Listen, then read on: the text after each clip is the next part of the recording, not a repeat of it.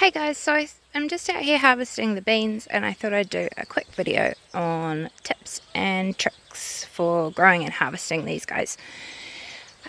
These guys here are climbing beans, and even though there are a few things in the garden that I still struggle to grow well and actually get a harvest out of, beans don't seem to be one of those. I seem to be pretty good at growing them. It's taken a few years of practice, but we seem to be getting there pretty nicely now, as you can see by the pretty laden bean wall and what I've harvested thus far from just the back side of the bean wall. But just a couple of quick tips. When you're growing them, two varieties. You've got your dwarf beans, which are these little guys down here, just in the back here. They don't need anything to climb on, but they do not grow anywhere near as big as your climbers. So obviously if you want a large harvest, your climbers are the better way to go. However, the downside of them is, well, downside for some people is that they do require something to climb on. So I found that essentially just a loose, big holed, light wire frame is perfectly adequate. They seem to be very happy climbing on it, and they will produce and produce. The next tip is when harvesting. A lot of people often question, how do I actually pick this, or how do I harvest that? Rhubarb's a really good example. There's some people who prefer to pull the stems, and some people prefer to cut the stems. I don't think there's necessarily a right or a wrong way, but there are sometimes better ways for the plant and better ways to continue to get an ongoing harvest. For me, over the years, I've learned that using a pair of, these are just my secateurs, or a small pair of sharp scissors, anything, even just a knife, and being careful about not pulling, because unfortunately with the beans, often you find that there's a number of beans that grow on a particular stalk, and so this guy's not ready, this guy is, and if I pull him, I risk breaking him. You've also got a little baby bean here that will, if you're careful and leave it alone, it will come through and turn into a nice mature bean that's ready for eating.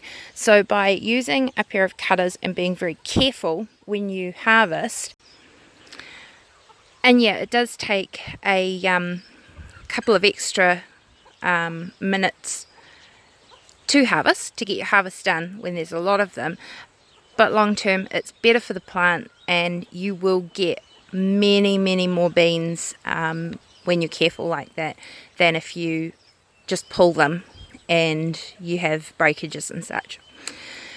The next tip, and I guess the last tip really, for these guys is you have to harvest them.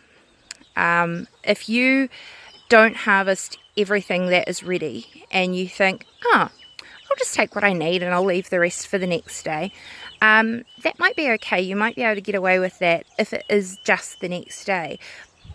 But ideally, you do need to take off every bean that is ready, because what will happen, the plant will think, oh, I've lost my fruit. It's just started to rain. The plant will think, oh, I've lost my fruit and I don't have anything that's going to turn into seed, and so I need to make more. If you leave them and let them become mature enough so that there is a mature seed in the pods before you pick them, the plant will think, that's okay. I've already produced seed. I don't need to bother making any more. And you can get them to go again, but you will find you'll have a flush and then a stop, and then a flush and then a stop.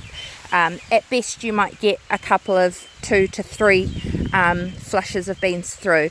These guys I've been consistently picking once every 3 to 5 days, everything that is ready.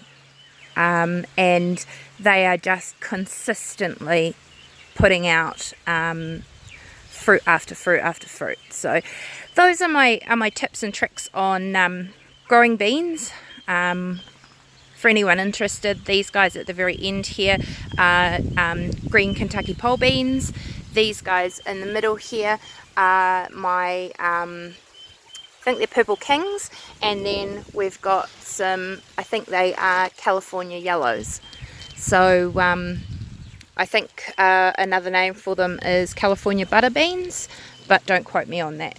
And the dwarf varieties that we have, we've got essentially the same mix. We've got greens, yellows and purples. These ones at my feet are the ones just down by the tree trunk. They are greens, very similar to a pole bean. They are yellow butter beans, again very similar to a pole bean. They're more the rounded cylindrical bean than the flat bean. And then over just behind the courgettes here, we've got some purple cylindrical beans, which again are very similar to the pole beans. So anyway, I hope you enjoyed that, hope that helped, and yeah, good luck with your season and with your harvesting.